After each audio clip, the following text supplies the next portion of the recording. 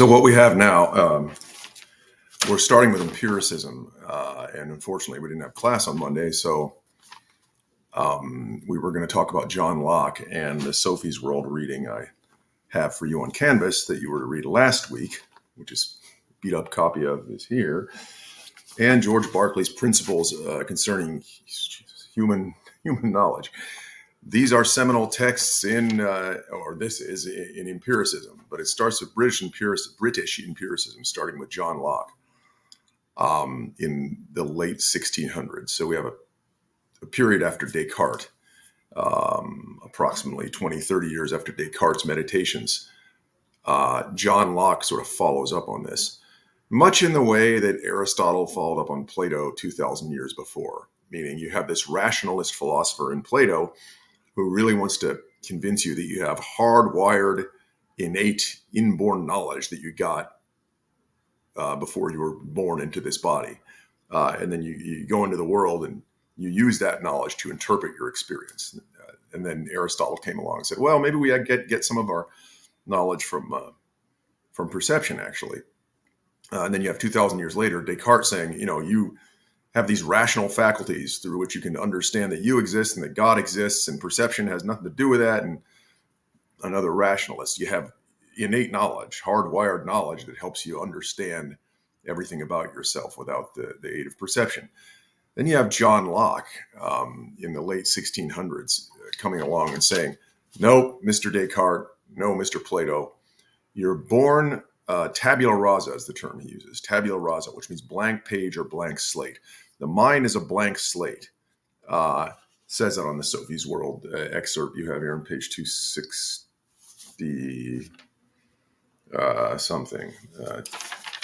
Where is it? Blank slate, tabula rasa, baby. That's 263. So John Locke wants to tell us that the mind is like just empty until we have sensory perceptions. We come into the world with a blank mind, and all empiricists believe this. Your mind's totally blank of any knowledge at all until you open up your eyes, your ears, you touch things, you smell things, you taste things. Through the five senses, sort of pieces of information, or what Locke calls simple ideas, are imprinted on the senses. Through the senses, simple ideas are imprinted on your mind. And these simple ideas arise as one sensory perception through one sensory organ at a time. So he gives an example of an apple. So you get a round shape that is red. You get a yummy, sweet, crunchy taste and a crunchy tactile sensation in your mouth.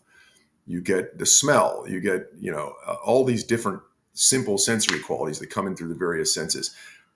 They create the idea of an apple in your mind. So really, the knowledge of an apple comes from the passive reception, as he says on 263, the bottom of page 263, the passive reception of simple ideas of sense, redness, or whatever color it is, color, taste, sound, feeling, tactile sensation.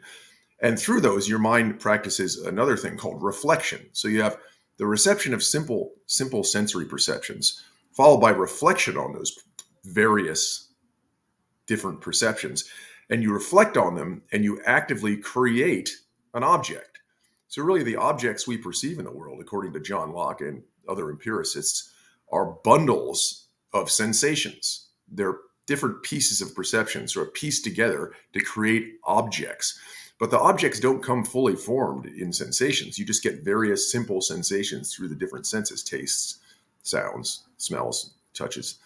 But then once the mind has acquired, once those are imprinted on your blank mind, you then can put them together by what he calls reflection. You reflect on them and say, all those different sensations, those tastes and smells and sounds, they come to me around the same period, in the same proximity, at the same time and place. So your mind conceptualizes them into objects. And then you have a world of distinct objects, distinct from each other. So that's really the idea of, in your study questions, of the passive state of reception of sensations, simple sensations, and that followed by the active state of reflection on those sensations. After that, Locke gets into this idea of primary and secondary qualities, and that's more about what the objects actually consist of in and of themselves. And Locke's going to tell us on around, page 264, 65, that of Sophie's World in your Canvas reading, that an object, like any object, or I could take any object, this book or whatever, consists of what we call secondary qualities and primary qualities. The primary qualities exist within the object itself. So this book has a certain set of primary qualities.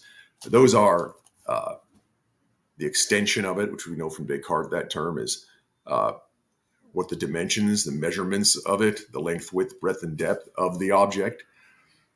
Then the motion of it, whether it's in motion or it's still, the number, how many of those objects there are. So those are called primary qualities. Again, those are objective. We all tend to agree on them, and they exist within an object itself. So if I have an apple in my hand, there's a certain extension or dimension, length, width, breadth, weight of it, the weight of the apple, whatever it weighs, the motion, the number. Those things we can pretty much agree upon. Those are quantitative qualities. They can be understood through measurements and numbers. And therefore, they are the object itself. And they exist independently of our perceptions. Then you have what he calls the secondary qualities. And the secondary qualities are different from the primary qualities. The secondary qualities are like the taste of that object, the smell. And these are not qualities of the actual object. They are our sensory organs or sensory perceptions of the object, our mind's sensory interpretation of the object. So if you have an apple and it weighs a certain amount of kilograms and it measures a certain circumference and it is flying through the air in motion and it's one apple rather than many, those are objective primary truths or qualities about the apple itself. The secondary qualities are the reaction your sensory perceptions in your mind has to the object. Okay, so that's primary versus secondary qualities. It shows sort of the objective reality of an object versus our sort of biased take or subjective take on that object. So Locke differentiates in perception. You have this mediation between the object itself, the primary qualities, and our mind perceiving it, which is called secondary qualities. It's all in your reading. You get to Berkeley next, and I want to keep this video short. George Berkeley, you read about at the end of Sophie's World, and the assignment I gave you in this book, which is on your Canvas site, has a different theory on perception. He breaks down Locke's primary and secondary qualities. He agrees with John Locke about reflection and sensations, perception, in that our mind's empty, and then the senses, all we get, all our knowledge is a sensory perception, comes from sensory perceptions. He's a true empiricist. But he doesn't believe that the objects that we perceive exist independently of us. He doesn't think they're hallucinations, but he believes that all there are sort of perceptions. All there are secondary qualities. Everything about your perception is biased. Basically, everything that you perceive consists of perceptions, consists of sensations. So the world of our experience is a world of sensations, which no one can really deny. And the objects that exist in our world do exist, but they exist as bundles of sensations. There is no independently existing object in the world outside of our perceptions. It's all sort of a mental world. It is known as idealism, Berkeley's philosophy. He is an empirical idealist, meaning the world is my idea. The world consists of ideas. There are no external objects to the sensations that we experience. Kind of strange, but we'll talk more about this on Monday. See you then.